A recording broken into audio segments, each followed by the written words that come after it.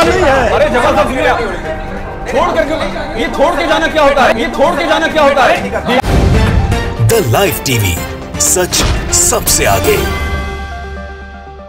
दोस्तों, भारतीय जनता पार्टी एक राजनीतिक दल है, ये आप और हम सब जानते हैं। एक तरफ तो वो राजनीतिक जो काम है वो करती है और प्रचार प्रसार के लिए प्रधानमंत्री तक का इस्तेमाल करती है, लेकिन दूसरी तरफ उसके कई सारे टूल्स हैं या यूं कह लीजिए सहयोगी संगठन है, चाहे वो आरएसएस हो, बजरंग दल हो या कोई और आज की तारीख में सबसे बड़ा गोदी मीडिया है। वो सारे के सारे उसके लिए काम करते हैं जिससे उसको सत्ता में रहने के लिए आसानी हो। ऐसे में एक चीज है सांप्रदायिक डिबेट। वो सांप्रदायिक डिबेट जो लोगों की दिनचर्या का हिस्सा बना दिया है गोदी मीडिया ने, हर शाम में हिंदू मुस्लिम आपको करते हुए दिख जाएंगे। लेकिन अब इनके खिलाफ आवाज उठना शुरू हो गई है। एक पैनलिस्ट ने जैसे ही हिंदू मुस्लिम डिबेट शुरू हुआ तो अपना माइक फेंक के और उस गोदी एंकर के सामने उस डिबेट का बाइकआउट करके बाहर निकलने का काम किया। और इस सब को लेकर कई सारा एक बड़ा वर्ग है जो तारीफ कर रहा है कि ऐसे पैनलिस्ट ऐसा ही बहिष्कार करें। और उसके साथ साथ उस पैनलिस्ट का नाम है जवाद साहब। जवाद जो सैयद जवाद है, उन्होंने उस डिबेट का बहिष्कार कर दिया जब एक सुबुई खान नाम की पैनलिस्ट बन गई हैं जो आरएसएस के एजेंडा के ऊपर अपनी सहमति रखते हुए दिखती हैं, जिनको बहुत विवादास्पद स्थितियों के अंदर पैदा करते हुए देखा गया है। डिबेट्स के अंदर कभी मारती हैं किसी को, कभी गालियां देती हैं। वही सुबुई खान जैसे उन्होंने हिंदू मुस्लिम डिबेट शुरू किया आरएसएस की लाइन के ऊपर, तभी सैयद जवाद डिबेट छोड़कर चले गए कि ये डिबेट के लिए हम नहीं आए हैं धार्मिक और हिंदू मुसलमान के ऊपर। और उसके साथ साथ जो सपा के प्रवक्ता वहां थे उन्होंने भी अपना माइक निकाल दिया और आरजेडी के प्रवक्ता जो थे उन्होंने भी अपना माइक निकाल दिया, जिसको देखकर एंकर को भी समझ में नहीं आया कि अब मैं कैसे रोकूं। तो ले देकर बड़ी मिन्नत समाजत करके सपा के प्रवक्ता को तो रोक लिया, लेकिन सैयद जवाद नाम के जो पैनलिस्ट थे वो बहिष्कार करके बाहर निकल गया। मैं एक झलक दिखा देता हूं आपको। जाकिर अली तागी ने लिखा है कि एबीपी न्यूज की डिबेट को सुबुई खान ने धार्मिक बनाया तो मित्र सैयद जवाद डिबेट को लात मारकर चले आए। सात धर्म पर डिबेट शुरू होते ही सभा प्रवक्ता अनुराग सिंह भी डिबेट छोड़कर जाने लगे। एक अपने कुछ कुर्दोगलों हैं, उनको समझाना भी दबाव लगता है और बेइज्जत होने के लिए टेबल पर टंगे रहते हैं।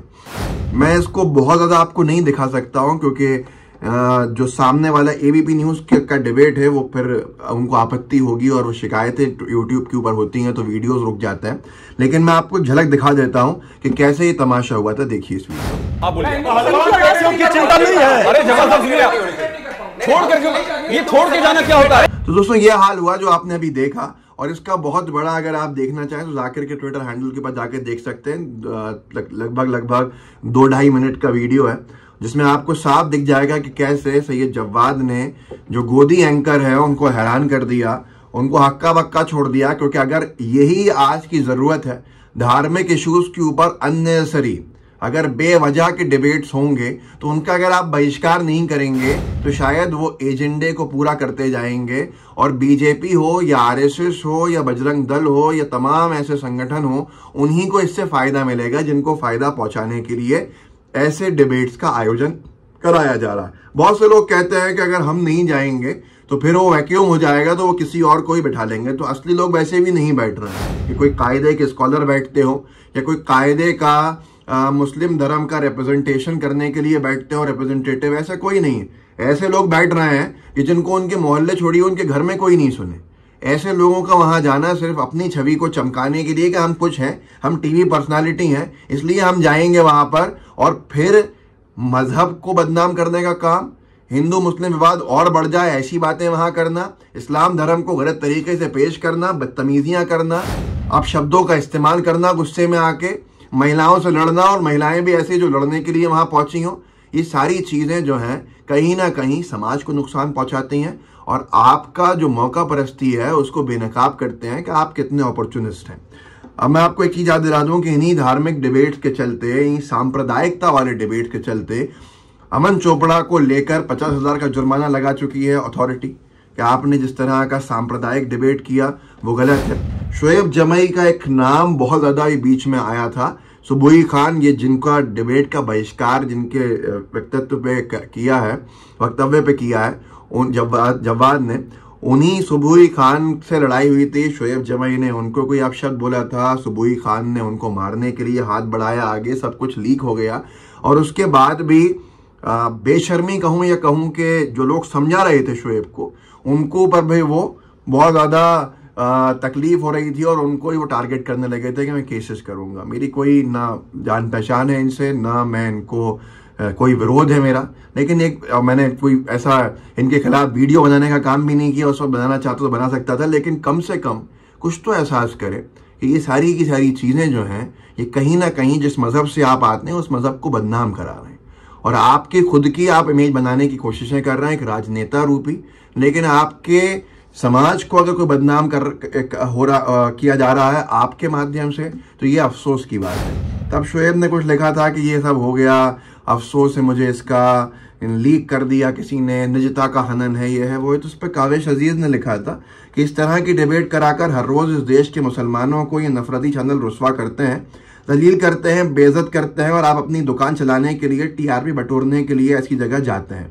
अमन चोपड़ा दिन भर सांप्रदायिक ट्वीट करता है, उसके शो में आप जाते हैं, आपके साथ जो हुआ बहुत अच्छा हुआ।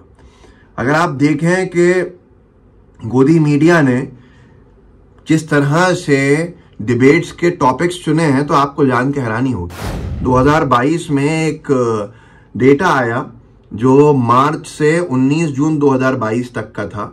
मार्च, अप्रैल, मई, जून 4 महीने का।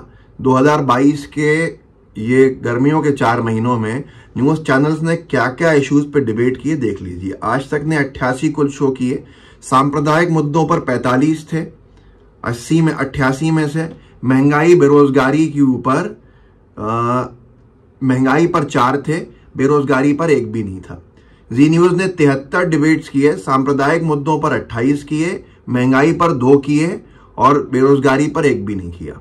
रिपब्लिक टीवी ने 182 शो किए, 60 उसमें सांप्रदायिक मुद्दों पर थे 4 महीने में और महंगाई पर 1 भी नहीं था, बेरोजगारी पर 1 भी नहीं था। एबीपी ने 56 डिबेट कुल शो किए, जिसमें से 36 आधे से ज्यादा सांप्रदायिक मुद्दों पर था, जिनका अभी हमने एक शो देखा इसमें जो पूरा विवादास्पद जो हुआ। महंगाई पर 1 भी नहीं था, बेरोजगारी पर 1 भी नहीं था। न्यूज 18 इंडिया ने 68 शोज किए, जिसमें से 43 आधे से भी कहीं ज्यादा 43 शोज, क्योंकि यहां तो अमन चोपड़ा खुद ही कर रहे हैं। 43 शोज जो थे वो सांप्रदायिक मुद्दों पे थे, बेरोजगारी पर 1 भी नहीं, महंगाई पर 1 भी नहीं। टाइम्स नाउ ने 68 कुल शोज किए थे, 29 सांप्रदायिकता के ऊपर थे, सांप्रदायिक मुद्दों पर थे, महंगाई पर 1 भी नहीं और बेरोजगारी पर 1 भी नहीं। तो प्राथमिकताएं आपके सामने हैं, खुद आप तय कर सकते हैं। लेकिन अब हालत ये हो गई है कि लोग बहिष्कार करके डिबेट छोड़कर जाने को मजबूर हैं और यही शायद इलाज भी है। अगर आप भी एक पैनलिस्ट हैं तो आपको भी सोचना होगा कि आपके माध्यम से अगर समाज में जहर घोला जा रहा है तो बहिष्कार करना शुरू कीजिए ऐसे शोज का, जिससे कि सांप्रदायिक मुद्दों के ऊपर चर्चा खत्म हो और मूल मुद्दों पर चर्चा हो सके।